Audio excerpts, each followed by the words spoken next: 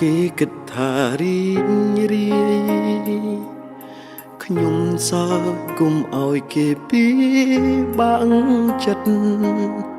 ទាំងដែលជីវិតពិតហាក់សូន្យសងទោសទេតាំងពីបាត់បង់គេខ្ញុំឯកាពេលខ្លាំងនៅមានសង្ឃឹមគិតថាអូនអាចត្រឡប់មកវិញព្រួងហេតុផលពេលបែកហាំងដូចមិនស័ក្តិសមទើបចិត្តនៅតែក្រៀមក្រំរងចាំស្រីសុំទុកបងយ៉ាងណាក្នុងចិត្តជីវ៉ាចង់ដឹងដែរទេបងគ្មានអ្នកថែគ្មានអ្នកនៅក្បែរដូចគេអូនចង់ឲ្យបងរីងរាយពេលឃ្លាតពីមាសមេបងធ្វើបានតែសំបកក្រៅទ្រូងដំបៅរីងរាយរាល់ថ្ងៃអូនមិនដឹងតើពេលនេះអូននឹងដល់បងឬក៏មានស្ងួនបងភ្លេចបងហើយចាំទេអូនអើយពីងពេញស្រីធ្លាប់សន្យាទោះយើងខ្លាយជាយ៉ាងណាមិនអាចបងគ្នាហេតុអ្វីខ្លាយជាស្ងាត់បាត់សូនឈឹង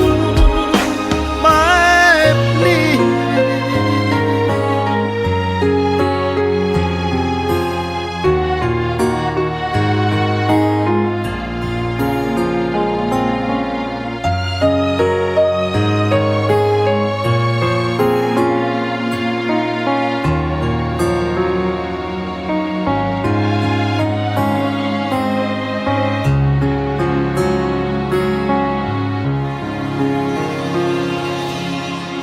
ខ្លាំង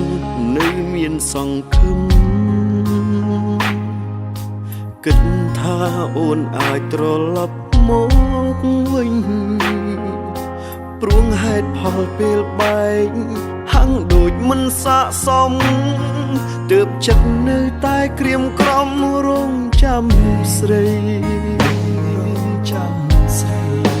សុំទុកបងយ៉ាងណាក្នុងចិត្តជីវ៉ាចង់ដឹងដែរទេបងគ្មានអ្នកថែគ្មានអ្នកនៅក្បែរដូចគេអូនចង់ឲ្យបងរីងរាយពេលឃ្លាតពីមាសមេបងធ្វើបានតែសំបកក្រៅទ្រូងដំបៅរីងរាយរាល់ថ្ងៃអូនមិនដឹងតើពេលនេះអូននឹងដល់បងឬក៏មានស្ងួនបងភ្លេចបងហើយចាំទេអូនអើយពីងពេញស្រីធ្លាប់សន្យាទោះយើងខ្លាយជាយ៉ាងណាមិនអាចបងគ្នាហេតុអ្វីខ្លាយជាស្ងាត់បាត់សូនឈឹង